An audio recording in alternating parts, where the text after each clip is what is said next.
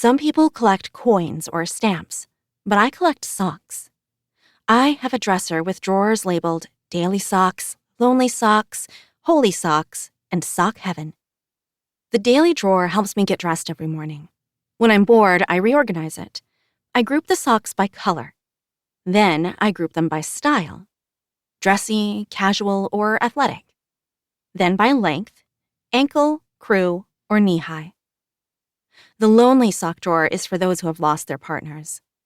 Most of the partners disappear in the washing machine or dryer. I can't explain it.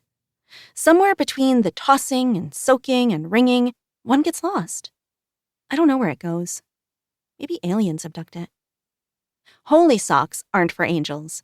They actually have holes, so I don't wear them anymore. Sometimes these socks become puppets, and sometimes they go to sock heaven, where they can rest in peace with the socks I've outgrown. But mostly, I use the holy socks for experiments. People who think socks are just for feet have no imagination. For example, you can cover your ears with socks. Ankle socks make good earmuffs. Knee-highs are great for people who want to be rabbits or donkeys for Halloween. Then there's the sock rock. I've got a pile of these in a shoebox by my bed. I roll the sock and make a ball by folding the open end over the roll.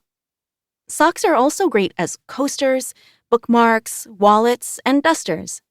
There's no end to what they can do. I admit that spending so much energy on socks is weird and a little immature. But it's hard to be normal when you live in a house with no TV. The reason I don't have a TV is because my dad's a high school English teacher, which means he'd rather read. And because he's always reading, I got stuck with a stupid name: Apolonia Flores. The Flores part isn't so bad, since it means flowers in Spanish. But Apolonia? What kind of name is that? I ask my dad. It's the girl form of Apollo, he says.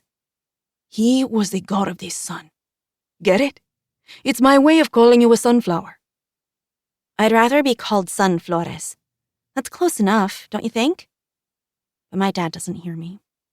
According to the Greeks, he says, the sun was the golden wheel of a chariot that Apollo drove across the sky.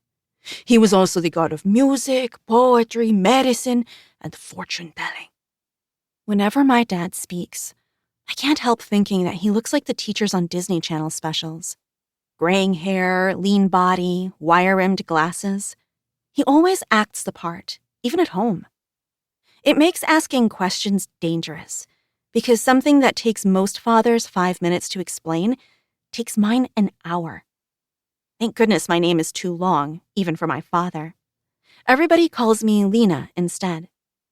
My dad says Lina sounds a lot like Leda, a girlfriend of Zeus, king of the gods. He disguised himself as a swan when he visited her, so now I'm named after someone who dated a bird. Having an English teacher for a dad also means that instead of a dining room, we have a library. And instead of bedrooms, we have libraries. And we can probably call the kitchen a library too, even the pantry, because next to my Pop-Tarts and Dad's chicharrones are books. And they aren't in any order. The school librarian has the Dewey Decimal System, which makes finding books easy. But at my house, Dad's got Be Your Own Handyman next to 100 Favorite Love Poems and Birds of North America next to Tex-Mex Cooking. So if I'm looking for a book on cats, I've got to read every title. This can take hours because Dad doesn't have a pattern when he stacks the books.